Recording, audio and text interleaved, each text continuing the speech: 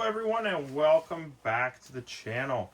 So here today we have a USA Trains American Series rolling stock, but this is kind of cool. It is the Halloween edition. So I believe when I bought this, it said it did have some glow in the dark to it in the windows. I don't know if it still works. I'll just turn you around so you can see the back of the box. So it is made by USA Trains. I'm going to just do a quick unboxing of this today, just so we can see what it looks like. I thought it was really neat to have some special edition engines to add into my collection.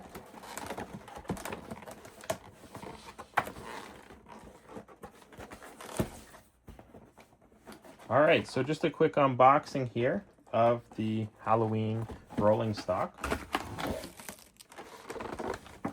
It's a really nice box. It's going to be really easy to put it away, but I'll probably keep this out on the layout year round.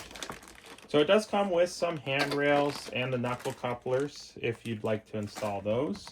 I'll probably install those at a later date.